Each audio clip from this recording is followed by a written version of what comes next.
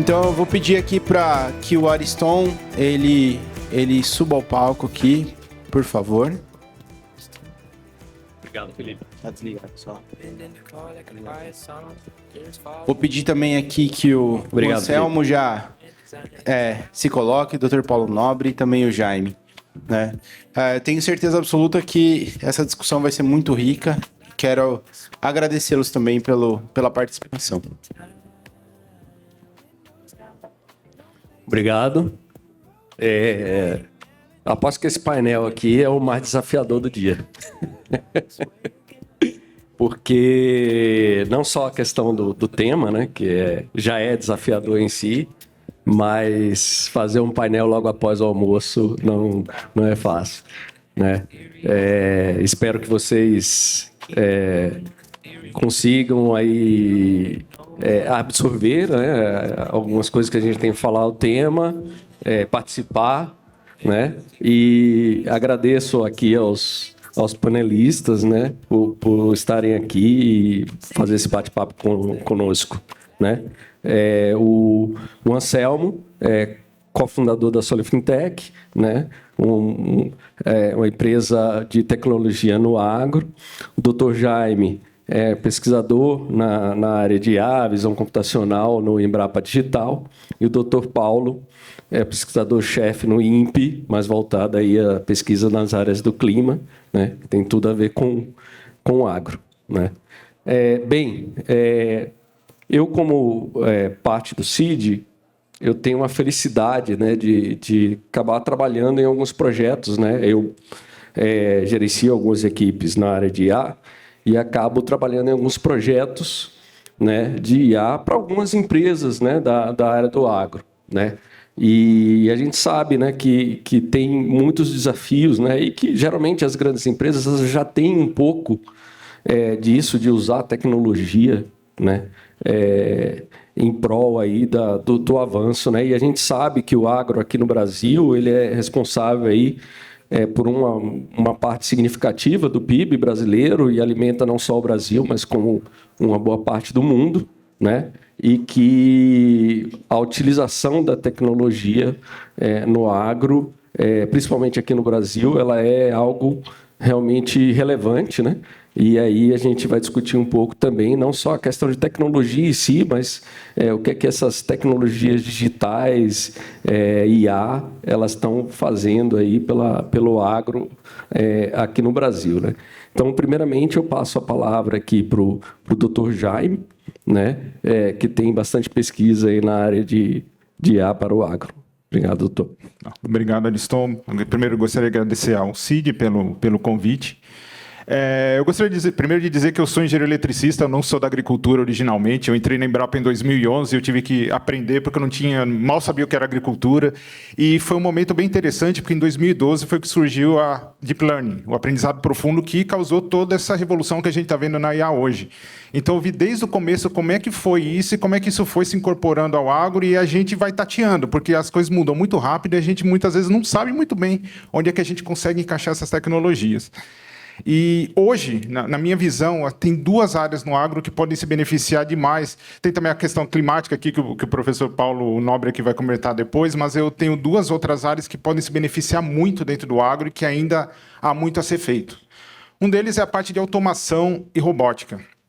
Hoje em dia, na parte de grãos, algodão, as grandes commodities estão muito automatizadas, já estão muito mecanizadas, mas tem outra parte da sociedade, ali, da agricultura, que tem muito baixa mecanização, e uma concepção errada que muita gente tem é que tem mão de obra sobrando na agricultura e que a IA vai roubar a mão de obra. Na verdade, é o contrário. Na parte de fruticultura e horticultura, a gente já tem casos de produtores que estão abandonando parte de suas áreas produtivas porque não tem gente para fazer a colheita, não tem gente para fazer o manejo.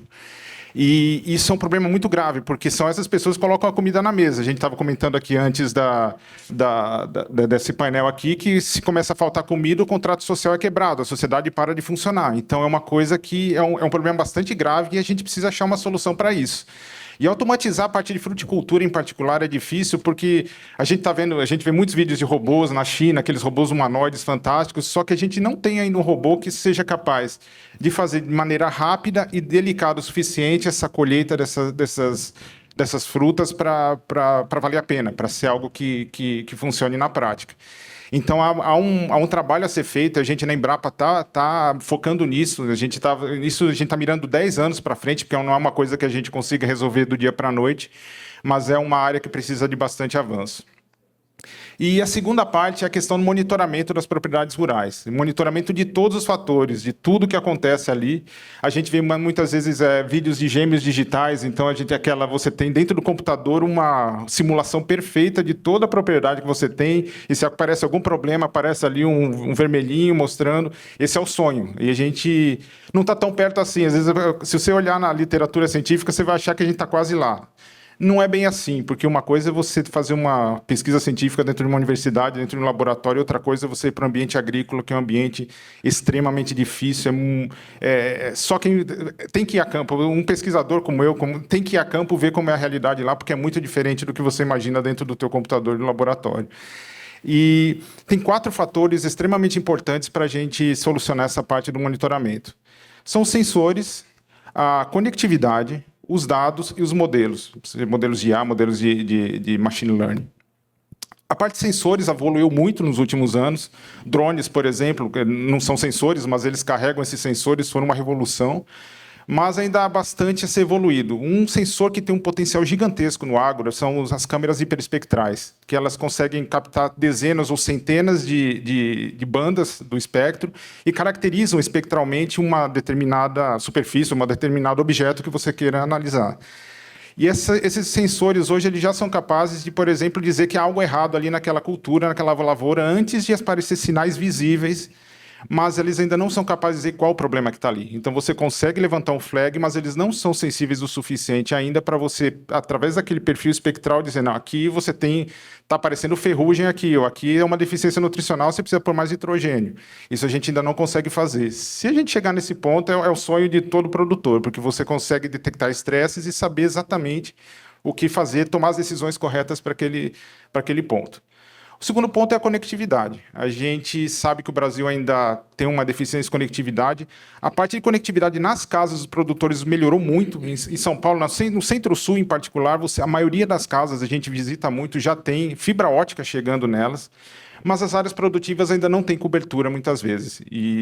Então, você não consegue usar a internet das coisas, você não consegue fazer os sensores se conversarem e você conseguir transmitir esses dados que estão sendo capturados por esses sensores. Então, ainda há muito a ser feito. Tem tecnologias super interessantes. A gente tem o Inatel aqui em Minas Gerais, o Instituto Nacional de Telecomunicações, que eles estão pesquisando uma tecnologia chamada TVWS, que ela utiliza os canais da TV digital que não estão sendo utilizados. Então, eles utilizam essa banda para fazer essa coisa. Eles estão tendo um pouco de problema para a Anatel aprovar essa tecnologia, porque tem algumas resistências, mas tem algumas tecnologias aí que podem vir não a resolver, mas pelo menos a dirimir os problemas que a gente tem hoje em dia. Aí tem a parte dos dados. A gente sempre ouve, nossa, o agro está gerando muito dado. Dado por si só são números. E se esses dados não forem coletados da maneira correta, os sensores não estiverem no lugar correto, esses são só números e você não consegue extrair informação útil disso. E muitas vezes, às vezes é meio desesperador a gente ver vários sensores colocados em campo, mas você não teve não foi pensado antes como seria feito isso e você acaba não tendo dados úteis para utilizar. Fora que, para você treinar os modelos capazes de mastigar esses dados, você precisa de um passo anterior, que é ter dados anotados, dados organizados, de maneira que você consiga treinar esses modelos de maneira adequada. E eu acho que o menor dos problemas hoje são os modelos de IA em si. Eles estão tão evoluídos que, se você alimentar eles com dados realmente consistentes e que representem bem o problema, você provavelmente consegue resultados excelentes. Mas, enfim, esses são os grandes desafios. E só uma última coisa que eu gostaria de colocar. Uma vez que você tem essas tecnologias, é importante que elas sejam democratizadas, que todos tenham acesso a elas. Isso não envolve não só custo, porque custo normalmente é a primeira coisa que vem à cabeça das pessoas. Bom, tem que ter um custo acessível, o que é verdade. Mas a parte de letramento digital é extremamente importante, porque tem muitas tecnologias por aí que estão disponíveis de graça para os produtores, eles nem sabem que existem, muito menos como utilizá-las. E tem que ser, e não é culpa deles, tem que haver um esforço de capacitação, um esforço de vários atores da sociedade, desde o governo até empresas, a extensão rural, universidades, todos têm que se juntar para tentar resolver esse problema e envolver a juventude. A gente tem que impedir que a juventude fuja do campo, a gente tem que fixar eles lá, mas a gente tem que dar condições para que eles queiram ficar lá, porque não adianta você obrigar a pessoa a ficar num lugar onde ela não está se sentindo bem, mas essas pessoas são extremamente importantes para que essa capacitação, que esse letramento digital realmente atinja um nível que essas tecnologias possam ser utilizadas de maneira efetiva pelo agro. Então, por enquanto, é isso que eu tenho para falar, vou passar a palavra para os colegas. Obrigado, doutor Jaime. É engraçado, né? A gente não combinou nada antes aqui, só batemos um papo rápido e tal. E eu acho que umas 2 perguntas que eu estava pensando em fazer, você já respondeu. Então, assim, agora, aproveitando o gancho, eu queria que o Anselmo falasse um pouco dessa visão também da questão de tecnologia aí pela empresa, né, no nosso agro aí. Obrigado, Anselmo. Bom, obrigado pelo convite, como é lógico. E obrigado, Jaime, porque acho que você me deu o pé para eu fazer uma explicação de algo que eu vou dividir primeiro em 3 antecedentes antes de chegar ao ponto que eu quero, porque me dão pé para explicar. O primeiro, Solintec, imagino público muito diverso, nem todos conhecem, é uma empresa que desenvolve, faz 19 anos, tecnologia para o agro. En estos 19 años, a gente construyó una plataforma de adquisición, procesamiento y entrega de no solo de informaciones, sino de insight para el productor. Sustentado en 13 millones de hectáreas que a gente monitora hoy entre Brasil, 9 países de Latinoamérica y el Medio Oeste norteamericano. Ahora, yo estoy hablando de una plataforma digital que adquiere datos operacionales. Cuando yo falo de dados operacionales, la operación está directamente ligada en su valor a complejidad. A gente nació en sucrocolero inicialmente, hoy trabajamos todas las culturas. Y claro, en azúcar, la complejidad es alta, la logística, entonces el valor es alto cuando mudamos para el mercado de granos, que naturalmente comenzamos por los grandes. Todos los grandes productores de grano de Brasil hoy son clientes nuestros. También tiene una alta complejidad y el valor de esa plataforma es alto. Falo eso porque a Solintec decidió se dedicar a trabajar como futuro a las culturas que alimentan un mundo. Y un mundo básicamente está alimentado por soya, milio, trigo y arroz. Eso define, los granos definen la alimentación mundial. Estamos hablando de alrededor de 700 millones de hectáreas en el mundo con esos cultivos.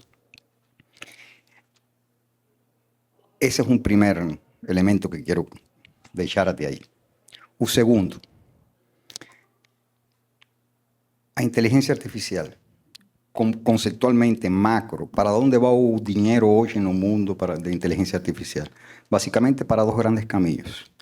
Uno son los grandes modelos, los LLM, que básicamente adquieren información de Internet y tienen la capacidad de procesar, analizar datos y textos, y a partir de ahí dan una respuesta extremadamente eficiente con todas las inconsistencias que se hablaron en el panel anterior. Más mismo así, hay una enorme eficiencia en el análisis y procesamiento de datos en eso. Y el segundo camino es a la inteligencia artificial aplicada. ¿Qué se considera inteligencia artificial aplicada? Es aquellos modelos de inteligencia artificial en los cuales ellos responden a 2 conceptos. Él tiene un vaso comunicante con el mundo físico, o sea, él es capaz de extraer datos de un mundo físico, y también tiene un vehículo para testar el modelo, predicciones, etcétera, etcétera, en el propio mundo físico. Entonces, si usted ve el dinero va para ChatGPT o Anthropic, etcétera, etcétera, o va para empresas como Waymo, da Google, que tienen aquellos robotaxis rodando en San Francisco, autónomos, todos financiados por la compañía, o Figure, a grande compañía que está desenvolviendo humanoides. Ahora piensen, esas compañías están avaliadas en billones, reciben decenas y centenas de billones de dólares, no producen nada ainda. ¿Y por qué reciben ese dinero? por un concepto que es el mismo concepto por el cual se producen las bolias, que se faló, existe una bolia en la inteligencia artificial. Las bolias en el mercado están condicionadas por cuando el mercado percibe inevitabilidades. ¿Qué significa eso? En el momento que el mercado percibió que la Internet iba a ser inevitable, de verdad que la bolia se sobrevalorizó. Lo mismo aconteció con Tesla. Cuando el mercado percibió que el mundo automotivo va a mudar a partir de esas nuevas tecnologías, tuve una explosión en valuation cuando apenas Tesla tenía 30.000 carros rodando. Y por cierto, las grandes industrias tienen dificultades para se adaptar a esas mudanzas radicales. Y en ese momento varias industrias aprovechan. Los chineses hicieron eso muy bien. Por eso yo siempre andaba en Ford, yo ando en un híbrido chinés. Mas você ve que toda la industria se adaptó en función de algo. O sea, específicamente en la agricultura, ¿qué acontece? Y ahora llego a la agricultura y después a qué está haciendo Solistec. Cuando você fala de inteligencia artificial, está hablando de conocimiento. Y el conocimiento siempre está atrelado a cómo evolúe una industria. En la agricultura, el conocimiento nació del contacto del agricultor con la tierra.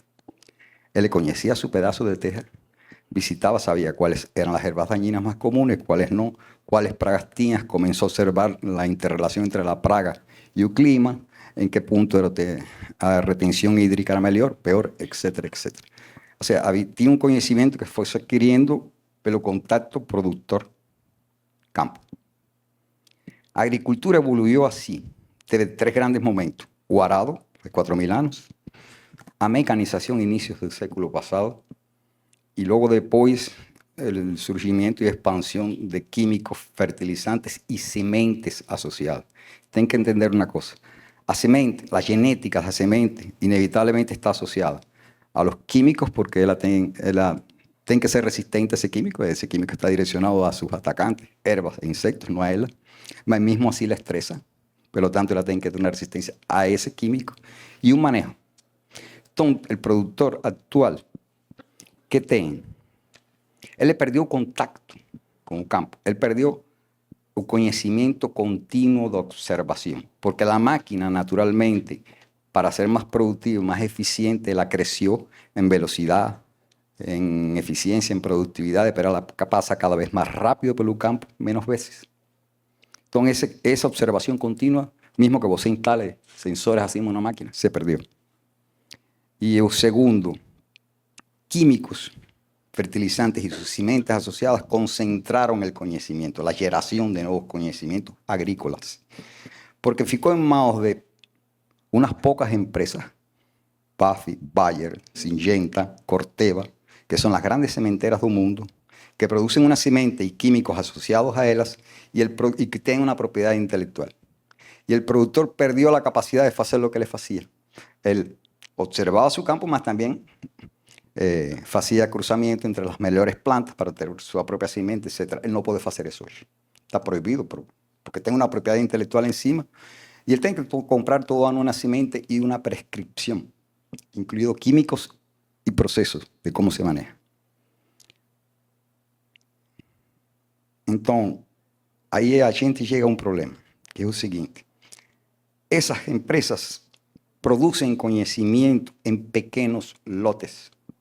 Si você soma todas las estaciones de pesquisa de todas esas grandes empresas juntas, estamos hablando de 6.000, 7.000 hectáreas distribuidas en el mundo, y por lo tanto toda la semente en condiciones y los químicos asociados y los manejos, los procesos que se hacen así en el campo, asociado a eso, se testan y se producen en una escala que se considera laboratorio.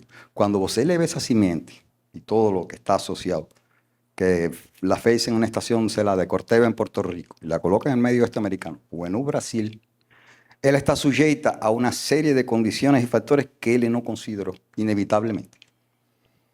Herbas, clima, pragas, etcétera, etcétera. Todo lo que no aconteció lá. Y ahí entra Solistec. Faz unos 5 años nos comenzamos a trabajar robótica. Hoy nuestros robots son conocidos, una familia de robots Solistec. Tenemos más de 200 rodando hoy ya entre Estados Unidos y Brasil. E eles são conhecidos por fazer controle de ervas e insectos. Mas não nasceu assim. Nossa ideia original foi voltar a colocar um observador contínuo no campo. Um dispositivo que não é como uma máquina que passa, faz uma operação e vai embora, sino que ele mora no campo. Ele atende uma área, estas 200 hectáreas são minhas, ele mora ali todo o tempo e está observando continuamente. E, pelo tanto, eu consigo fazer o seguimento da evolução do fenotipo a todas as condições, porque estou midiendo também clima, estou midiendo as outras condições. Estamos midiendo etileno, esporas, coisas desse tipo, que é impossível fazer em uma passada, porque isso acontece diariamente. Você tem que morar ali como antes. O agricultor, em sua origem, morava no campo e conhecia ele. Isso cria uma oportunidade imensa, que es la siguiente. Cada robot, el productor me lo compra porque él economiza 90% de herbicida. Correcto. Só que yo tengo todas esas cámaras hiperespectrales, etcétera, instaladas en él, y yo estoy adquiriendo conocimiento continuo y observando qué acontece con cada tipo de semente, de químico, en las condiciones de cada tipo de plaga que lo ataca, en cada mudanza climática. Y eso ayuda mucho a democratizar conocimiento. Porque a inteligência artificial tem uma enorme vantagem. Toda aquela plataforma que eu falei de dados, os dados de meus clientes são dele, são do produtor. Só que a inteligência artificial te permite usar o dado para treinar um modelo sem violar a privacidade desse dado. Você usa o dado, treina o modelo, lo descarta. O que está construindo a Solistec? Estamos construindo uma rede de robots que no hacen falta más de 400 por región, en las 5 regiones del continente. Estamos trabajando con la ONU, con Estados Unidos, etc. Para colocar en Europa, África, que ainda ya comenzamos, y pegar la información que tenemos de Estados Unidos, expandir algunas áreas en Latinoamérica para você testar todo lo que se utiliza hoy en la agricultura en términos de químicos y sementes en condiciones regionales distintas. Y eso democratiza el conocimiento, que es un problema grave que tiene en la agricultura. Porque ¿por qué a Guaymo tienen los robotaxis rodando en San Francisco? No es por ganar dinero, es por adquirir conocimiento de tráfico suficiente para que algún día algo que es inevitable, que ya el mercado ve como inevitable, que es que el taxi va a ser autónomo, acontece realmente. Y lo mismo con el humanoide. No hay un humanoide en una casa. Mas se recibe mucho dinero porque ya el mercado percibió que es inevitable que en un momento el mercado de humanoides domésticos existe. En la agricultura, la inevitabilidad del conocimiento va a llegar en el momento que usted demuestre que tiene adquisición de conocimiento continuo a partir de lo único que es posible hacer en la agricultura realmente, que es observación continua, porque la muda constantemente. Y traes un elemento importantísimo. Só para terminar, todo ese sistema en el que funciona la agricultura moderna tiene un grave desafío. Esa creación de sementes, químicos, fertilizantes, etcétera, feita a nivel de laboratorio, ela tiene un tiempo, un delay de aproximadamente 10 años desde que se comienza hasta que llega al mercado. Y las mudanzas climáticas hacen con que hoy tanto sementes como químicos no consiguen seguir a mudanza climática. Y los productores ven un declinio en el aumento de la productividad. En algunos cultivos como cana se paralizó hace años. No aumenta más, hace lo que hace. Porque no es capaz lo que tú tienes hoy de sementes y de procesos y de químicos de se adaptar a esos cambios. Esa democratización y ese seguimiento y observación continua va a permitir acelerar mucho ese proceso y ecualizar el seguimiento del conocimiento con la mudanza del clima. Esse é o conceito. Obrigado, Anselmo. A gente estava conversando um pouco antes, né? E você tinha comentado essa questão da concentração, né? Da transferência do conhecimento tácito ali, né? Do produtor, né? Que tinha aí ao longo do tempo, e a transferência desse conhecimento para algumas poucas grandes empresas, né? E que depois vamos guardar esse pensamento, mas depois eu vou querer ver a sua opinião a respeito de como que a tecnologia IA pode voltar a devolver um pouco mais desse conhecimento para o produtor. Mas vamos deixar isso para uma conversa posterior. E aí eu vou passar a bola aqui para o Dr. Paulo, né, pensando, né, que o clima talvez um dos maiores fatores ali relevantes e imprevisíveis, às vezes, né, para a questão do agro, e como que o senhor vê essa questão da utilização da IA, né, para essa área aí do clima. Ok, Ariston, muito obrigado ao CID por me convidar para estar aqui hoje. E nós já estamos, né, desenvolvendo alguns trabalhos conjuntos. E eu queria voltar um pouquinho à fita e lembrar que aumento de produtividade no campo, teve, embora eu não seja agrônomo, mas de acompanhar, sempre ligado a um aumento na capacidade tecnológica. Então, no carro de boi, para as máquinas a vapor, a carvão, né, trem, todas as máquinas, depois os tratores, a automação dos tratores, da colheita. Hoje você olha algumas colheitadeiras de frutas na Europa com drones que coletam pêssegos. É um negócio assim, ele colhe somente o pêssego que está no ponto desejado e não machuca o pêssego. E assim outras. Então, o deslumbramento tecnológico, ele criou, na minha visão, um hype, uma certa ficção de que, na medida em que a tecnologia se tornasse mais e mais sofisticada, nós teríamos condições de ter uma produção melhor. Mas a Anselmo já mostrou agora que não, que esse melhoramento laboratorial de sementes tem uma hipótese subjacente, que é o provimento de calor, horas de sol, umidade, e a continuar. A água, período de dormência da semente. Aí, de repente, chega essa coisa chamada mudança climática. E ela não chegou, ela já está chegando fazem décadas. Mas ela entrou num ramo em que a discussão ficou muito trivializada de se acredita ou não em mudanças climáticas. Bom, eu trabalho com isso minha vida toda e posso dizer que nós estamos hoje, o que a gente apontava no futuro já aconteceu.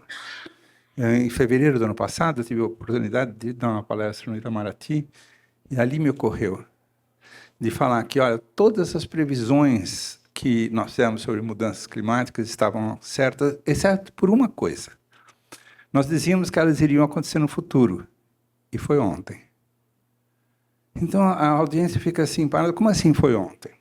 É o seguinte, existem os mecanismos que nós causamos, que são essencialmente toda essa discussão do carbono. Vocês devem estar enfastiados de escutar, né? O carbono é o vilão, tem que descarbonizar a matriz, e tem que descarbonizar a matriz. Usar motor a combustão interna 100 anos depois, 120 anos depois, é uma coisa ridícula, né? Mas, do ponto de vista químico, sim, o aumento, o desequilíbrio da constituição química da atmosfera causou o que até hoje nós conhecemos como mudanças climáticas.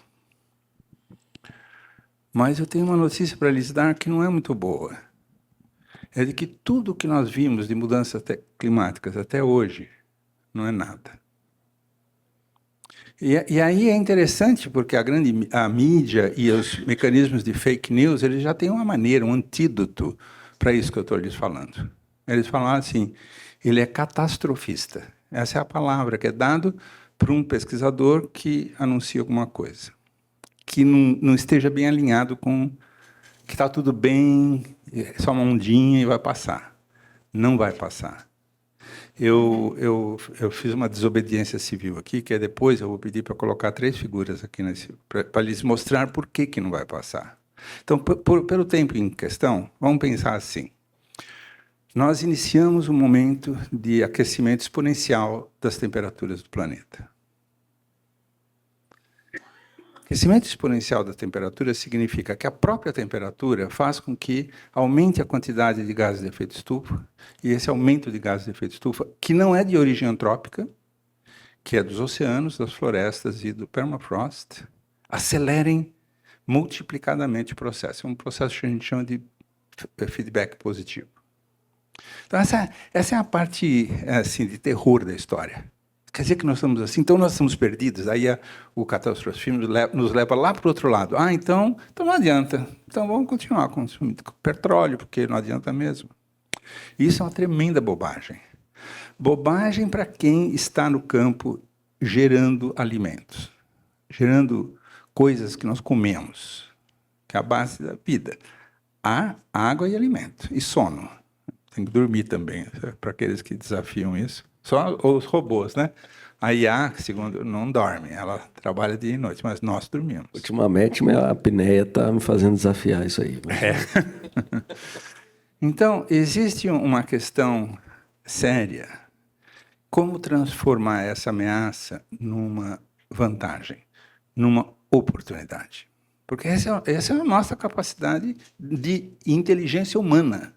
Diante de um grande desafio, como é que nós podemos mudar a questão? E eu estou vindo de uma reunião anteontem, em Londres, promovida pelo MCTI, sobre IA e sustentabilidade. E lá na London School of Economics.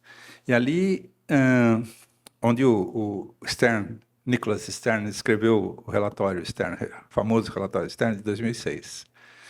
Ali, eu tentando conceituar, falei o seguinte: um cubo é feito de 6 quadrados. Mas se o seu domínio for plano, ou seja, o quadrado é plano, o quadrado não consegue conceber o cubo. Pensa isso. Embora o cubo seja feito de quadrados, ele não consegue conceber a terceira dimensão. Então, significa que toda a IA que nós temos até hoje, ela é baseada no conhecimento pretérito. Aí entra a nossa capacidade de falar, bom, se essa é a condição, como é que nós podemos agir de uma maneira produtiva? De que forma nós podemos transformar esse grande bicho-papão, que é a mudança climática? E olha, se está gravando isso daqui é bom, porque daqui a 10 anos ou menos, eu gostaria de assistir de novo. Necessariamente os ciclos, e para nós aqui nos trópicos, é o ciclo hidrológico. O ciclo hidrológico que é o primeiro elemento que é completamente arrebentado. Grandes períodos de seca, quando chove, chove demais. E tem uma coisa, eu ainda não falei da vantagem, né? Tem uma coisa que está acontecendo hoje que não é notada, que é uma febre residual. Já ouviram falar de febre residual? Nossa corpo, temperatura é 36 e alguma coisa, né? 36,5. Se você tem meio grau a mais de temperatura, 37, por exemplo, você não cai de cama, mas tem alguma coisa que não está bem no seu corpo. 37,5, você não vai nem ao médico. Mas na hora que você pega um resfriado, morre. Porque o corpo está abalado. Ele não está na sua total capacidade de reagir a um vírus. Tem uma coisa que está acontecendo nos últimos 40 anos, que eu não sei se quem está no campo já notou, que é uma diminuição gradativa da umidade relativa do ar. Isso já está medido. Isso não é hipótese. Quando diminui a umidade relativa do ar, continuamente, por décadas, as plantas passam a ser cada vez mais estressadas hidrologicamente. O ar passa a demandar umidade das plantas e do solo. Mas como é pouquinho, 1%, não se nota, é uma febre residual. Aí o que acontece com aquele plantio que está estressado hidricamente, que tem uma seca, um veranico, como se chama, um período de interrupção da chuva durante o período chuvoso? Ela morre. Ou diminui a produção. Ela não morre ou ela já não está numa condição ótima de produtividade. Aí diminui a produção, você põe mais adubo, talvez faltou adubo, alguns que têm pivô de irrigação irrigam. A Arábia Saudita fez isso faz uns 20 anos. Se via por satélite o verde no deserto. Eles estavam plantando com água do subsolo. Acabou a água do subsolo, vai lá hoje, velho. Tudo morto.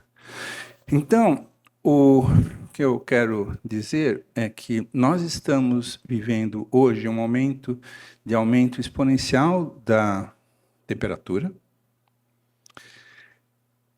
mas não só, também está havendo um aumento exponencial na tecnologia, particularmente a IA. Então, existe uma corrida de cavalos. Será que a IA consegue nos trazer soluções para a falta d'água? Como? E a frase que eu vou falar com relação a isso chama-se previsão hiperlocal. Nós precisamos ter previsão de tempo e clima em cada rua das nossas cidades, em cada bloco da cidade, em cada fazenda, em cada campo. Aqui, diferente dali. Porque uma atmosfera mais aquecida significa que o tempo, a meteorologia fica, a gente chama, caótica. Chove aqui, mas não chove na fazenda ao lado. E como que a gente vai saber disso? Nós precisamos mudar o nosso conceito de observação. Nós temos que ter sensores em cada fazenda, em cada corner. E isso faz parte do trabalho que nós estamos desenvolvendo. Do professor Zufo, aí, com os carinhos loucos para ajudar. O professor Zufo, na Escola Politécnica, desenvolveu já um pequeno sensor inteligente, chama-se. Sensor que tem um Linux rodando. Imagina um termômetro que tem um processador rodando, um algoritmo de IA nele. E enxame deles. E um conversa com o outro. Isso é science fiction, mas é uma science fiction que já está aqui, agora, e que nós podemos e aplicaremos de uma maneira piloto, com o apoio do MCTI, o Programa Sistema Inteligente de Previsão de Extremos Climáticos, o FINEP, FNDCT. Quer dizer, então, existem coisas acontecendo hoje que nós estamos fazendo aqui no Brasil que não estão sendo feitas ainda, embora hoje tudo é tão rápido, né? Que em pouco tempo. Então, qual é o balanço da condição atual? Será que a gente pode passar a desobediência civil agora? Botar os slides. Aquelas 3 imagens. Nós estamos diante de um momento de... o próximo ali, aquela em preto ali. Assim. Isso daqui eu fiz... Hoje, eu cheguei hoje de madrugada, Ariston teve a bondade de mandar um carro me buscar lá em Guarulhos, e no caminho eu vim perguntando para ela umas coisas. Eu falei, eu vou falar lá com um montão de gente inteligente, faz uma figura bacana para mim, vai não parecer muito dumb, né? E aí eu fiz a seguinte pergunta, qual foi o crescimento do uso de tokens recentemente? E ela mostrou que de janeiro de 2024 até maio agora, passou 1.800 vezes. Ela falou ainda assim, olha só. Ela é um software, é um algoritmo. O software disse que são ordem de grandeza somente, de 1.800 vezes. Sabe o que cresce 1.800 vezes assim? Câncer, metástase. Isso não é um câncer, isso são tokens de pessoas ganhando dinheiro, fazendo dinheiro. Os relatos que eu escutei lá em Londres ontem, uma pessoa, que agora não vou saber o nome, que lançou um processo, acho que são os 3 Is que o colega mencionou aqui, ele fez $1 bilhão em um dia de um investimento, de um lançamento. Então, existe esse crescimento, e esse crescimento... Pode passar a próxima slide, por favor. E olha, isso daqui vale a pena vocês olharem. Daqui a temperatura, cada uma curva dessa é um ano. São anomalias de temperatura em relação ao que era pré-industrial, né? Então, aqui é 1 grau de acrescimento, o planeta, 1,5 graus aqui, né? Um quadro. Então, do período de 2015 para trás, estava lá. De 2015 a 2022, houve um salto, a temperatura do planeta ficou oscilando em torno aqui de 1,2, e em 2023, 24 e 25, ela deu um novo salto. E em 2026 ela vem aqui, porque nós temos um super El Niño ocorrendo.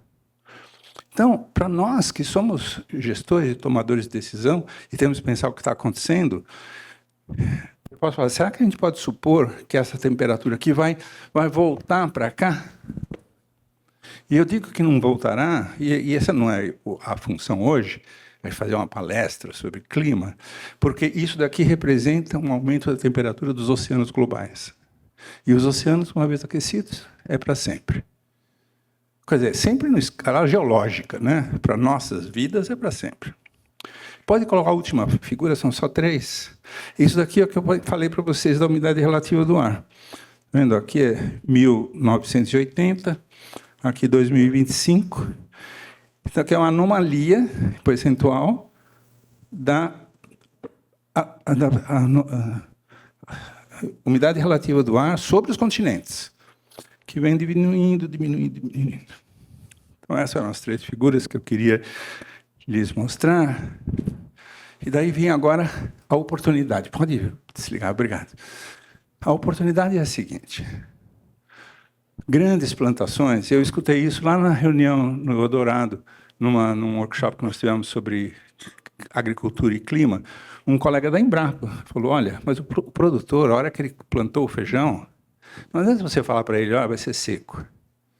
Ele não tem como mudar o feijão de lá. Ele não tem como mudar a cultura de lá. Mas tem uma coisa, as grandes plantações, elas vão ser sitting ducks. Mas as pequenas plantações, milhões, e essa foi outra pergunta que eu fiz. Como? A maioria, exato. Eu fiz hoje uma outra pergunta para a IA. Quantas propriedades rurais existem no Brasil? Ela falou 5 milhões e alguma coisa. 5. E a grande maioria delas não são grandes. São poucas grandes propriedades e muitas pequenas propriedades. Então, número 1, para o mercado local, nós temos um programa massivo de previsibilidade. E eu até nem coloquei as outras figuras, o nosso programa é previsão de extremos climáticos com 1 ano de antecedência. E depois, no outro dia, a gente faz uma palestra específica sobre isso. Tá? 1 ano, 9 meses, 6 meses, 3 meses, 3 semanas, de tal forma que o produtor fala, opa, está vindo uma seca, e ele consiga se proteger. A outra coisa é que nós podemos, através desse conhecimento antecipado, nos prepararmos através da mudança da cobertura de vegetação florestal. As florestas fazem chover. Então, sabendo que haverá uma restrição, se eu não tenho uma fazenda, eu tenho um terreno de 8.000 metros quadrados, lá onde eu moro, uma chacrinha. Mas se eu tivesse, e alguém me falasse, olha, se você preservar as matas ciliares, como o pessoal de Extrema fez, e na seca de 2014 e 2015, Extrema não secaram os riachos, pensa sobre. E se você tiver uma mata nas suas fronteiras da sua fazenda, e todas as fazendas tiverem matas, talvez a gente consiga agir profilaxia da redução da umidade do ar e do solo. Então, são ações que nós podemos tomar no longo prazo, que eu chamo de investimento. Alguém tem uma indústria, quer aumentar a sua capacidade industrial, o que faz? Contrata o CID, né, para fazer um plano, compra outras máquinas operatrizes, muda o método produtivo e aumenta a sua produção. Mas se eu estou no agro, nós precisamos garantir que as plantas tenham água. Água, e não dá para pegar regador. Como nós fazemos? Nós investimos, e aí a Embrapa tem um trabalho espetacular com a agricultura ABC, a produção com diminuída redução de emissões de carbono, né? Que é nossa tecnologia agrícola pastoril, né? com árvores e pastos. Daí aquele conceito, até eu aprendi lá em Londres, que na Europa os produtores eles produzem até à beira do rio, não tem mata ciliar. O cultivo vai até a beira do riacho.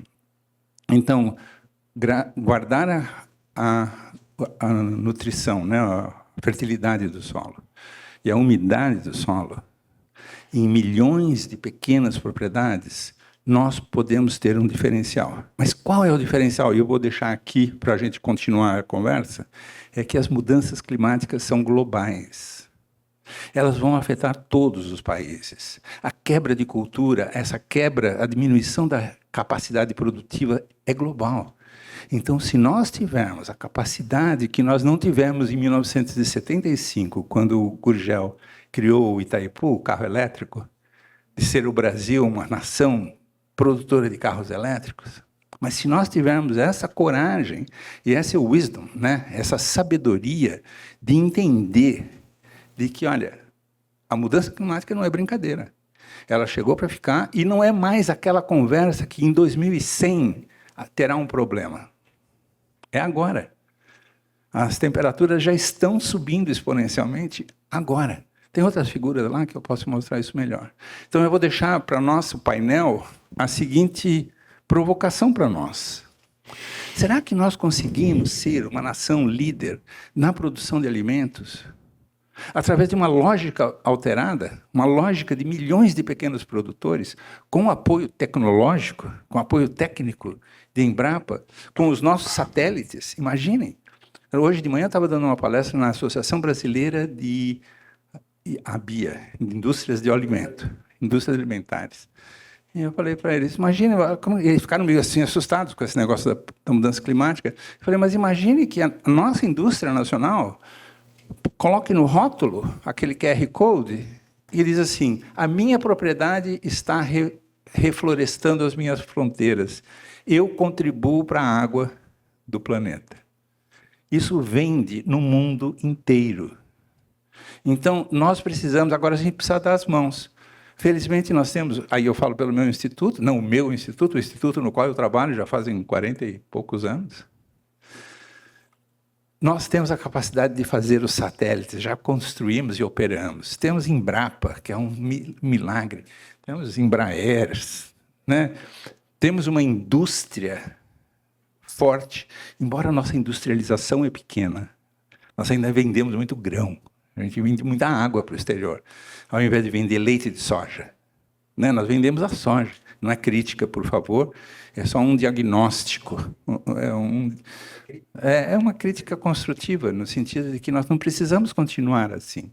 Mas existe um mercado palpitante por alimentos no planeta. E o Brasil pode ser esse grande produtor, se entender a chance que está aqui e a gente acordar do berço esplêndido. Professor, eu não sei, depois da palestra do senhor, se eu corro para casa para abraçar minhas filhas. Ou se eu fico esperançoso. Não, né? eu vou falar. A minha filha mais velha tem 2 crianças. E ela estava me falando, puxa, pai, eu estou assim, né? Onde que mundo meus filhos vão viver? E eu falei para ela, eles vão viver num mundo maravilhoso.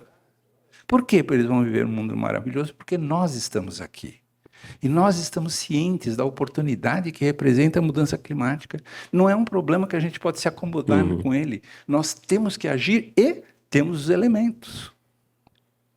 Vou aproveitar passar a provocação que o doutor fez, né, para o doutor Jaime e para o Anselmo, né, que é a questão do que a gente encara, né, em termos, né, a Embrapa, as empresas, do que a gente consegue fazer em uso de tecnologia para melhorar toda essa questão climática e melhoria aí da forma que a gente faz a questão do agro aqui no Brasil. Tá, legal. Essa provocação da oportunidade que a gente tem, principalmente com os pequenos e médios, como eu falo, são mais de 5 milhões de pequenos e médios produtores no Brasil. Só que a gente tem um problema antes, para a gente conseguir engajar essas pessoas. Eles não sabem se eles vão conseguir comer amanhã, eles têm problemas muito mais imediatos. E claro que as mudanças climáticas são um problema que acaba causando esse imediatismo também, só que eles não têm essa consciência. Então, a gente tem programas, a gente tem projetos focados em pequenos e médios, justamente para isso, para a gente mostrar para eles, não, mas vocês têm que se preocupar com isso também, aumentar as áreas ciliares. Eu tive em Mato Grosso do Sul recentemente, você olha os morros ali de baixo, onde estão as nascentes, parece que está tudo bonito. Você olha por cima, voa um drone, está tudo desmatado em cima. Eles desmatam as nascentes, aí não tem mais água lá embaixo. Mas não acabou minha água, o que aconteceu? Está tudo desmatado lá em cima.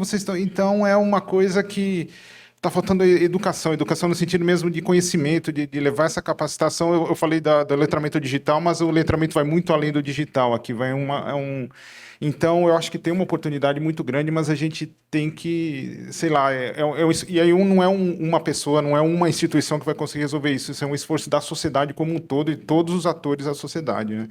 E, claro, cada um tem que fazer a sua parte, a gente está tentando fazer a nossa, mas tem que se criar um ecossistema saudável dentro de cada um desses municípios e eu acho que a gente tem que diminuir a granularidade mesmo. Você falou de Extrema. É um município, é um caso, mas e por que a gente não pode estender isso para outros e ir aumentando isso? Mas tem que começar nessa... e mesmo no final ali. Então, eu acho que tem um potencial muito grande mesmo, mas a gente tem problemas muitos a resolver aí. Você falou de lo que cada uno, el grano de arena que cada uno puede colocar, ¿no? A compañía está trabajando ese proyecto que expliqué, porque la idea es siguiente, para completarla. Cada robot mío, que genera 6 millones de datos por día, en todas las regiones geográficas, él alimenta una herramienta que estamos lanzando de aquí a 3 meses, ya está prácticamente concluida, a partir de modelos de IA aplicada de NVIDIA, que es parceira, en la que básicamente você tem twin, gêmeo digital, no estoy hablando de la parte bonita visual, estoy hablando del digital, lo que está en el análisis, donde você tem una representación de un mundo físico, está haciendo, correlando dados con todas las regiones del mundo y você puede simular qué acontece si yo coloco esta semente y este proceso y estos productos químicos en mi tierra en esta condición. Tentando darle precisamente, democratizar el conocimiento para el productor de que le consiga no somente hacer lo que faz hoje, que se sienta, ahora salió un vídeo de un productor norteamericano desde Florida en la playa haciendo las corridas de su robot autónomo allá en Indiana. No es eso, es que le sea capaz de prever, de colocar dentro de sus modelos de inteligencia artificial qué acontece si me va a faltar agua, etcétera, etcétera, qué puedo hacer. Todo ese conocimiento, democratizar, voltarlo a llevar a quien produce. Entonces, esa es la parte que ese proyecto que a gente está trabajando. Mas, indudablemente, la mudanza climática está impactando la agricultura. La discusión realmente,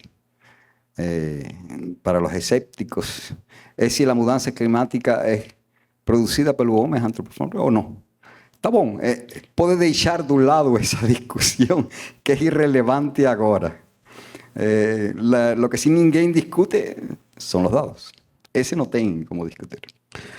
Professor, quer comentar algo? Sim, absolutamente.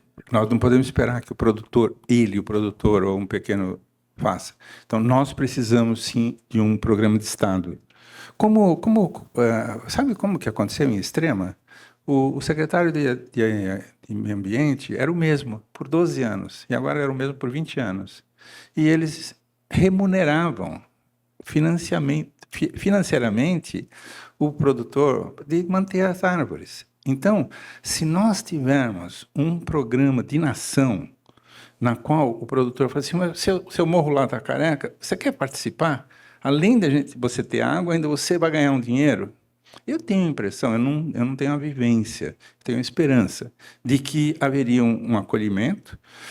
E a outra coisa é que nós estamos tecnologicamente maduros para isso, aqui no Brasil. Então, acho que é uma tremenda oportunidade. Agora, nós precisamos conversar, não é conversa de surdo, desculpe, conversa de pessoas que não escutam. Pessoas que todos estamos imbuídos em encontrar uma solução para um problema que é de todos, dos ricos e dos pobres. No passado, antes das mudanças climáticas, os problemas atingiam primeiro e principalmente as pessoas das camadas menos favorecidas, menos abastadas. Mas as mudanças climáticas representam uma ameaça para todos, indistintamente, sendo que o sofrimento vai ser inicialmente maior para aqueles de menor renda. Então, o que isso significa? Que nós temos que ter uma conversa com a iniciativa privada. A iniciativa privada é a que tem a capacidade de vetorizar isso e fazer isso com que aconteça com uma rapidez que o Estado não tem. Mas precisamos, ao mesmo tempo, ter a segurança do banco, que é o banco do Estado, o banco, o financiador que faz esse... Como os americanos não foram à Lua, hoje, a indústria espacial americana tem lá empresas, mas elas são todas elas filhotes do grande investimento de Estado na tecnologia espacial. Então, nós temos aqui e estamos fazendo esse projeto piloto semeado pelo MCTI, de nós fazermos previsões hiperespectrais, previsão local, não, espectral não, hiperlocal, previsão local, com tecnologia nacional. Mas sem a aderência das pessoas, ela se torna um problema inócuo. Então, acho assim, nós temos, Ariston, uma oportunidade diante de nós tremenda. E como nós fazemos isso? Existe uma frase do prêmio Nobel, Ilya Prigogine, de que um pequeno grupo de pessoas imbuídas num mundo caótico, imbuídas com um propósito, conseguem elevar toda a sociedade. Então, esse acho que é o nosso primeiro desafio, é entender que nós podemos mudar. E que nós precisamos ter um pequeno número de pessoas, pequeno número de instituições, de empresas, do Estado, de universidades, de institutos de pesquisa e de agricultores. Porque nós estamos falando aqui da agricultura, que conseguimos fazer o evento demonstrativo. E daí é a sequência. Lógico, naturalmente, nós estamos aqui, tem muitas coisas que são difíceis, elas não são fáceis. Existem dificuldades que são inerentes. O sensor que quebra, outra coisa que acontece. Mas, assim, uma linha embaixo, para mim, o problema é grave demais para nós postergarmos a sua solução. E a solução está ao nosso alcance. Não significa que as mudanças climáticas deixarão de acontecer. O navio já bateu no iceberg. Ouviram falar dessa história? Um navio fabricado em 1901, na Inglaterra, que era para atravessar até o Atlântico, ele bateu no iceberg no meio do caminho e o iceberg não afundou. Falaram isso, eu não sei. O navio afundou, mas o iceberg não. E quem são os heróis da história? Os botes escaleres, os botes salva-vidas.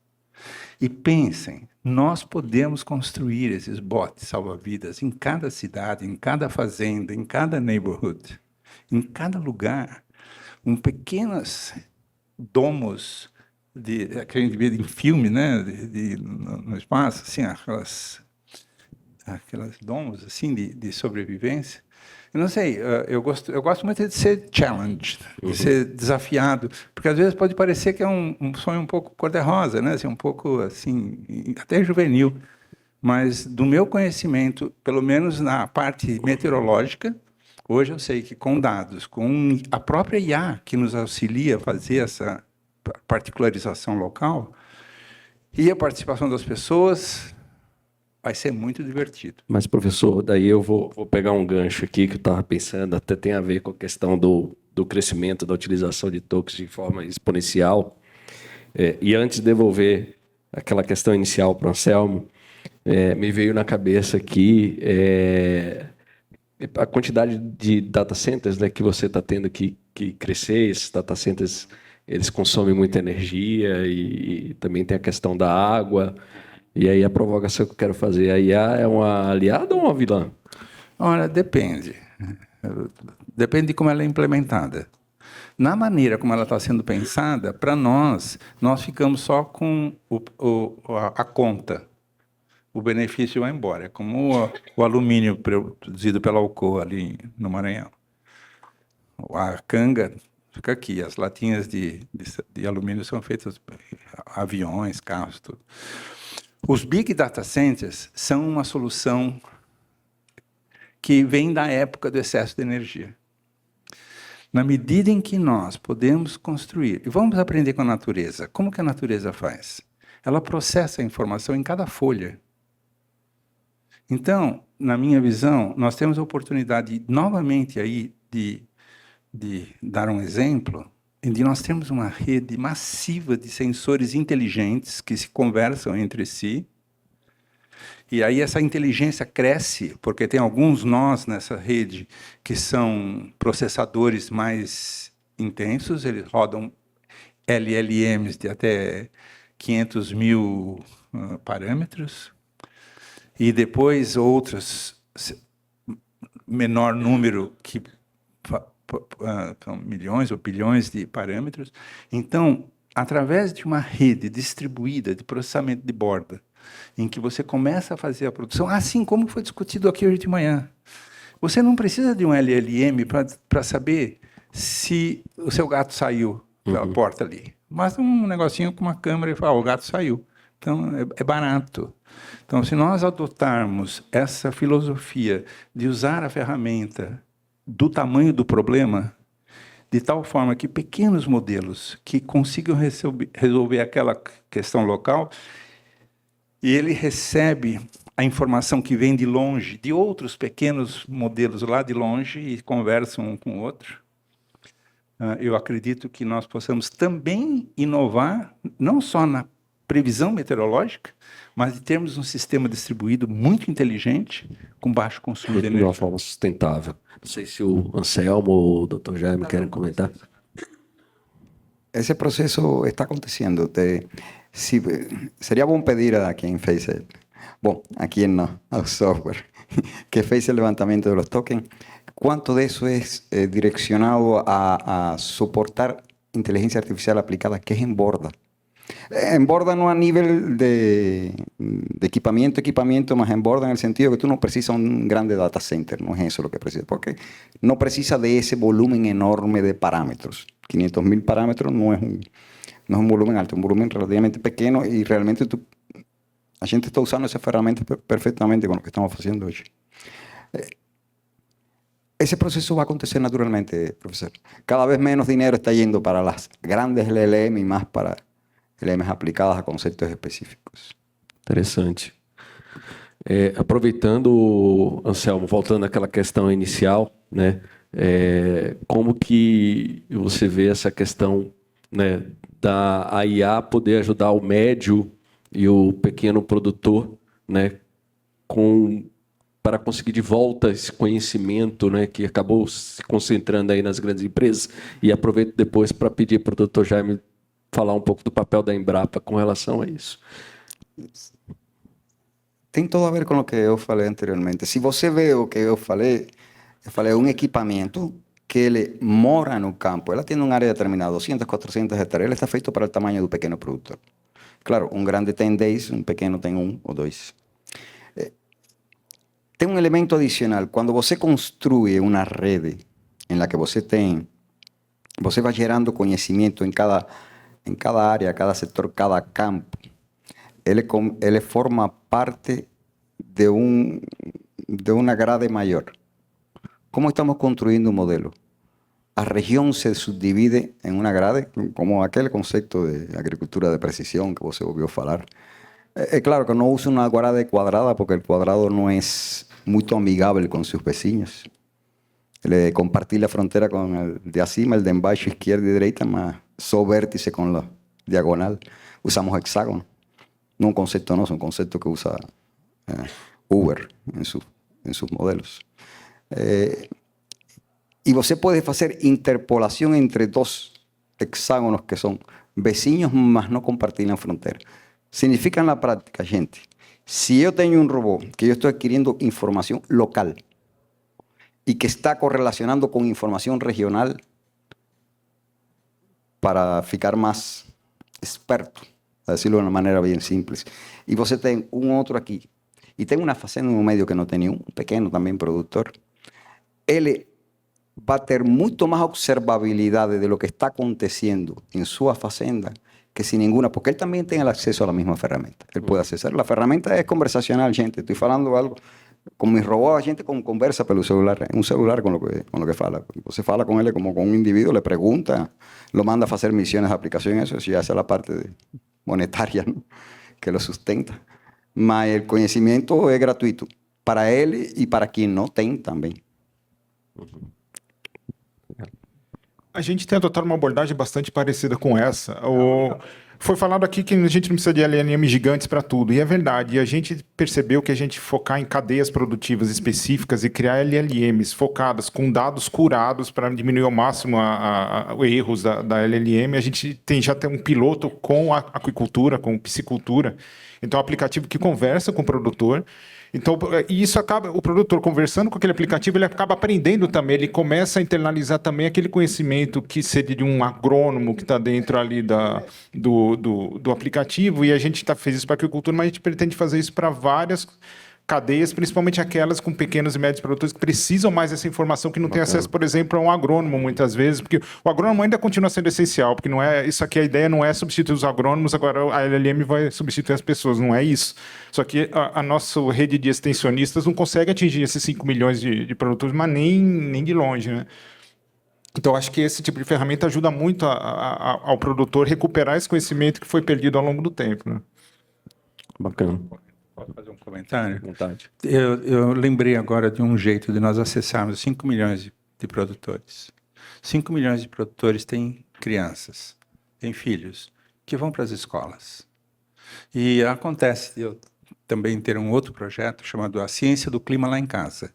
Nós rodamos esse projeto por um ano com apoio da Itaipu Nacional, feito lá por nós, no INPE. E o que é isso?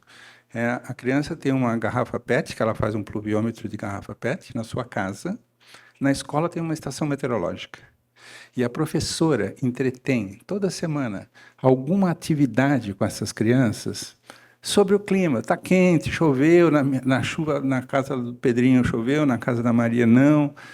E essas crianças, e isso já é não mais um PowerPoint, isso já foi uma realização, nós vamos continuar, eles discutem em casa.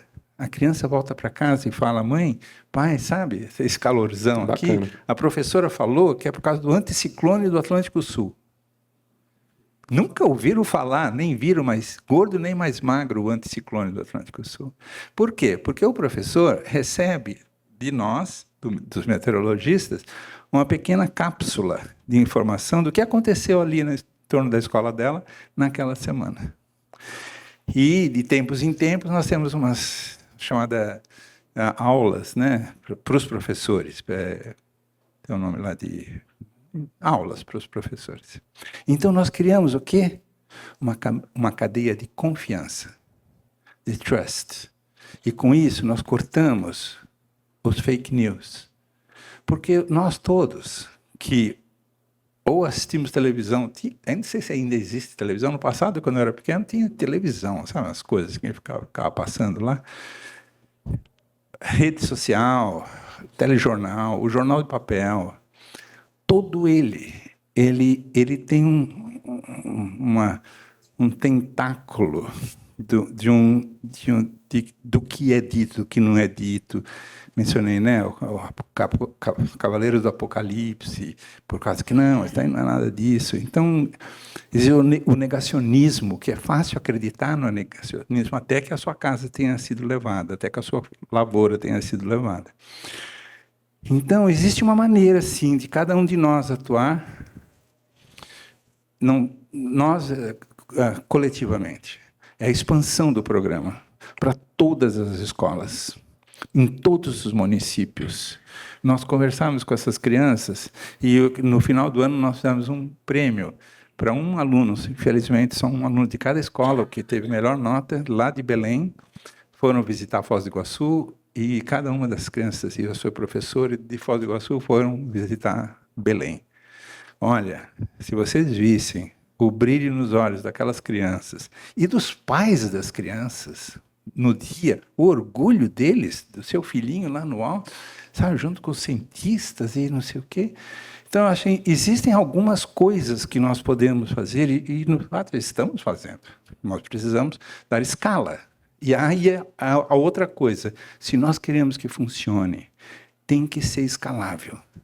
Nós temos que ter uma capacidade de ter atividade econômica da indústria, mas, ao mesmo tempo, oferecer uma informação que convide a pessoa, o agricultor, o pequeno agricultor, a se interessar e a oferecer o seu dado.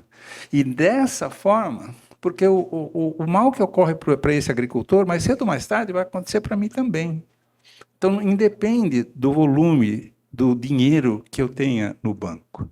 Então, existe uma maneira de nós fazermos isso e nós estamos, no nosso projeto, isso está embutido aqui junto com vocês no CID, que é cada criança passar a fazer desenvolvimento de modelos de inteligência artificial de previsão da chuva na sua escola, na sua casa, na sua fazenda, no seu bairro. Parem e sonhemos juntos, que não é um sonho mais. A parte da inteligência artificial para as crianças ainda é um sonho. Isso não estava no primeiro ano. Mas com o tempo, com essa juventude que hoje que já nasce com o celular no bolso, que é uma coisa terrível, mas nós temos maneiras, e aí trazermos esses jovens para a Embrapa, desenvolverem os seus pequenos... como chama aquelas... pequenas empresas, startups. Sim. Desenvolver as suas pequenas startups de previsão de tempo. Então, olha, existem muita coisa, sim, e essas coisas estão surgindo porque o problema é muito grave. E nós precisamos agir de uma maneira coletiva. Visando, né, esse norte. O desafio é grande, mas a nossa capacidade será maior. Obrigado, professor. Essa visão é bem interessante na questão de também envolver aí desde da criançada, a questão de educação, que vocês trouxeram também, que tem muito a ver também com a educação, de você conseguir retornar essa informação, né? Não posso deixar de mencionar que nossa empresa temos uma parceria muito forte, por supuesto, com a prefeitura da cidade e las outras da região também. E a gente também tem um programa onde temos lá uma das nossas fábricas, uma está aqui em Araçatuba, outra em México, Estados Unidos. Bom, na Araçatuba a gente, pelo menos todas as escolas da cidade, a gente lleva a los estudiantes, a todos los estudiantes da cidade, a gente vai levar, em grupos de 50. Vai estar levando na fábrica e explica as coisas simples da agricultura, robótica, também porque assim, é aquilo que estávamos falando de que as pessoas jovens que fugem do campo, o campo tem muita tecnologia, tem muita coisa para fazer. No campo que precisa de pessoas, de conhecimento, de pessoas treinadas de conhecimento. E imbuir as novas gerações disso é importante também, indudablemente. Bacana, obrigado, Sam. Bem, gostaria de abrir agora um pouco para perguntas, dúvidas aí da plateia.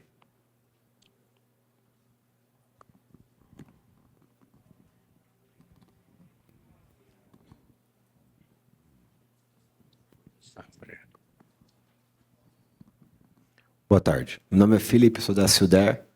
Atuo em engenharia de processos industriais, manufatura, mas super entusiasta em IA e acho que em qualquer lugar que seja aplicado é sempre uma oportunidade de usar como benchmarking também para outros meios de aplicações. Recentemente eu passei por uma imersão em IA e eles comentaram muito sobre o letramento cognitivo, que é o que se refere aí a inteligência artificial, diferente do que a gente teve de letramento digital, quando surgiu o pacote Office nos anos 90, todo mundo tinha que aprender um pouco de Excel, PowerPoint, Word, e me parece que agora a gente está no momento em que o mesmo movimento tem que ser feito também com inteligência artificial, não importa a aplicação, mas sim com a ferramenta, né? Eu gostaria de entender, do ponto de vista de vocês, se para a inteligência artificial, um letramento cognitivo igual foi feito com muitas instituições, aí, inclusive Senai, em cursos mais acessíveis para a população, não para o pacote Office, que foi feito no passado, mas agora para entender o que é um agente, o que é uma IA preditiva, generativa, um assistente de IA, um chatbot. Se a gente está perdendo time em incentivar um pouco mais e promover mais esse tipo de letramento, e qual seria o melhor caminho, na opinião de vocês?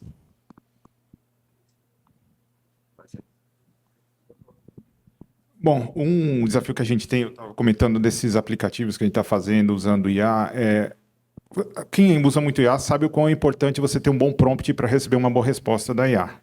Só que a gente não pode imaginar que um produtor ali, muitas vezes analfabeto, vai dar um prompt, ele não vai saber nem escrever, ele vai falar alguma coisa na linguagem dele e a gente tem que ter uma IA que saiba. Então, acho que a gente tem que ensinar mais a IA a se adaptar à maneira como as pessoas pensam e falam e escrevem do que o contrário. Embora, é claro, você aumentar o conhecimento das pessoas sobre o que está acontecendo na IA, o que é um agente, o que é uma LLM, eu acho que é super interessante, não é tão difícil assim, são alguns, talvez os 10, 12 conceitos importantes ali que passam para essas pessoas, se elas entenderem, eu acho que já aumenta exponencialmente o entendimento dela das coisas. Mas a IA também tem que aprender a linguagem dessas pessoas. E esse é um desafio bastante interessante, que é e não vejo muita gente se mexendo a esse respeito. É um desafio que a gente está tendo e a gente vai ter que achar um jeito de resolver isso. Mas é bem interessante a pergunta. Exatamente, não. Você deu a resposta exata que eu ia dar. É o maior desafio, pelo menos, que a gente tem, que estamos trabalhando esses modelos para produtores, y más que estoy trabajando para productores brasileños de diferentes regiones de otros países de Latinoamérica americanos, que es esa capacidad del modelo de entender las diferencias culturales de lenguaje, de manera de se expresar, incluso en Brasil, entre regiones. Ya você ouviu falar alguien de sertão nordestino con relación al sur, es totalmente, parece otra lengua. Es un tema que indudablemente... El tema de treinar a las personas, como Jaime falou, es simple y también você tem que deixar claro que la respuesta de tu ferramenta es un acercamiento a una respuesta, no es una verdad cravada. Você tem que treinar a las personas, eso sí es importante, de que la inteligencia artificial te puede dar una respuesta lo más perto posible a la verdad, además no necesariamente esa va a ser la única verdad. Él tiene que cuestionar.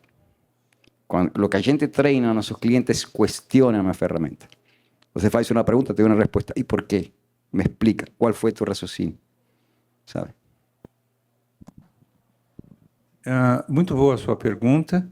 Você mencionou ferramentas. Eu também aprendi o Word. A gente tinha uma brincadeira no passado. Qual é o melhor sistema operacional de computador? Todo mundo aqui sabe que é o Windows 3.11. É bem antiga essa história. Por que é o Windows 3.11? É porque é o que eu conheço. Então, eu também aprendi isso. E aí lembrei de uma coisa. Eu fiz curso técnico de mecânica na adolescência, e um dia nós fomos numa fábrica americana, eu acho, ali perto de Piracicaba, chamada Home, que faz tornos. E nós vimos um torno operado por uma teletipo, assim, ó. Tem uma fita perfurada que passava e o torno fazia o parafuso sozinho. Você viu ali um montão de crianças de queixo caído. Eu me tornei um programador.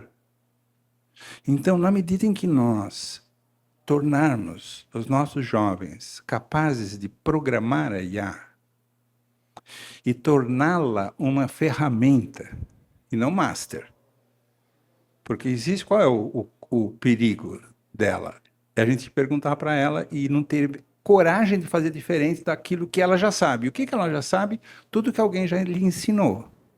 Então, na minha visão, se nós conseguirmos fazer com que as pessoas se tornem autoras e que outras pessoas usem a ferramenta que eu ensinei a IA e de alguma forma a gente pudesse até monetizar isso, e as pessoas que ensinaram a IA, ela recebe um plim, plim, plim na conta dela, então nós deixamos de ser slaves e passamos a ser senhores dessa tecnologia, assim como no Word. Se você digita no Word, alguém aqui digitou em máquina de escrever? Máquina de escrever. Quando chegou o Word, aquilo era uma mágica. Imagina, as páginas se reformatavam, punha a figura aqui, o texto passava pela figura. Não, uma coisa assim extraordinária. Então, a minha resposta rápida é o seguinte: nós hoje precisamos nos tornar senhores, e o jeito de fazer isso é nós nos tornarmos autores. Razão pela qual essa coisinha, essa plaquinha que o Stanley Kubrick, lá em 2001, no espaço, para quem não assistiu, assista, é um filme muito interessante, ele tinha lá um telefone celular, assim, que os macacos. É que as pessoas se tornam autoras. Eu sou autor, olha, estou aqui no zoológico, tira foto, põe na rede social, ele é o autor da sua vida, ele é autor no começo, né? Então, a resposta para você é: nos tornemos autores. E aí sim, olha, essa aí eu tenho usado, é uma coisa assim mesmo, eu que sou do século passado, é impressionante. Olha, e ela não cansa, e lembra do que você pediu semana passada. Você fala, uau, que memória boa. Eu acho que uma preocupação muito importante que se tem é que a IA mate a criatividade. Isso que você está falando das pessoas se tornarem autoras, ao contrário, você pode usar a IA como um instrumento de criatividade, é algo para mudar completamente, porque é um risco muito sério mesmo de a gente matar a criatividade humana se a gente não tomar cuidado com... E aproveitando ainda nesse mesmo tópico, eu lembrei de uma situação, que aí eu acho que corroborando o que o professor comentou aqui, a gente se reuniu com 3 professores aqui da região, não vou falar as universidades, mas são universidades daqui, grandes da região. E a gente queria saber, né? Tem muita questão do desenvolvimento agêntico hoje, né? E a gente queria saber como é que as universidades estão fazendo para ensinar, Eles não tinham ideia, eles estavam, sim, já está atropelando. Então, é justamente essa questão, né? A gente está passando a ser, né, o autor em si, e eu acho que é um negócio intuitivo. Mas, por outro lado, sim, eu acho que tem uma população ainda aqui, principalmente no Brasil, né, que é uma população que ela é tão carente, que até algo muito intuitivo, como é a IA, ela acaba tendo um déficit cognitivo que precisa, assim, de um letramento, né? Mas você vê, por exemplo, o barbeiro do que o Max comentou, né, no painel mais cedo, que é tão intuitivo que ele consegue fazer várias coisas muito interessantes, né? Eu gostaria de continuar passando aí, temos mais alguns minutinhos finais, se alguém mais tem alguma pergunta, se não, eu passo aqui para as considerações finais. Um de cada vez, pessoal? Então, acho que vou passar aqui para as considerações finais aí. Doutor? Eu sou professor também lá no INPE, no curso de pós-graduação, eu dou aula de doutorado. E para mim é assim, é bem simples. Lembra dessa palavra? Colar? Colar é reprovação que é plágio. Eu não admito plágio. E hoje é muito fácil fazer plágio, com inteligência artificial mais fácil ainda. Mas eu achei uma maneira tão simples de acabar com o plágio, vocês não acreditam. Primeiro, quando eu dou um artigo para os meus alunos estudarem, eu pergunto para eles o que os autores não disseram. O que eles poderiam ter concluído e eles não concluíram. Isso dá um nó na cabeça. Eu falo assim, professor, eu sei ler tudo e falar tudo o que ele fez, não o que ele não fez. Porque não tem como ele copiar o que não foi escrito. E segundo, exame final. Alguém lembra de uma coisa chamada papel ao maço? Folha de papel ao maço, caneta esferográfica e letra cursiva.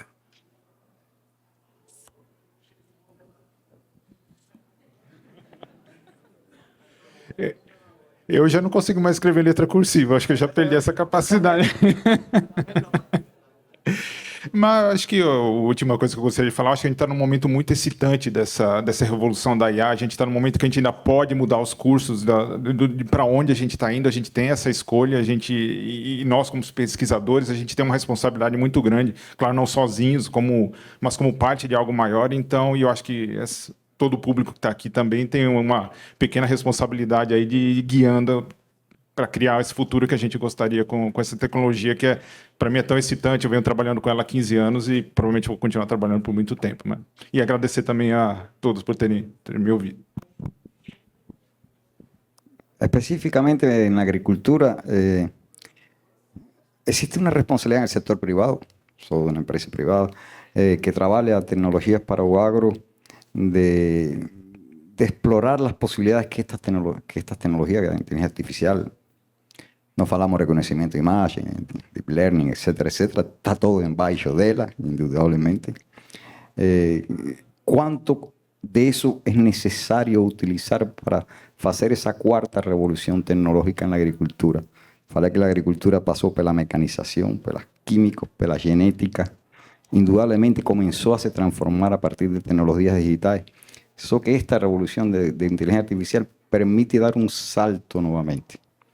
E existen en Brasil 1.793 Agitec, empresas que trabajan en tecnología para o agro. Prácticamente nenhuma está usando ainda ferramentas de esta en escala que realmente impacte el sector. Es por eso que a gente está desenvolviendo ese proyecto que es macro, ¿no? Es acima de la compañía, lo estamos haciendo a nivel de gobierno también, trabajando con la ONU, con otras instituciones, porque es una responsabilidad, por lo menos para el sector privado, dar ese salto que la agricultura tanto necesita, sobre todo con lo que falamos aquí en un panel de cuán importante es que la se adapte a esa continua transformación climática que tiene un impacto enorme en ella.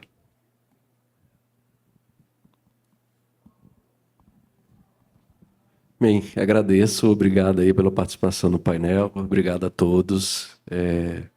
Muito obrigado, uma salva de palmas.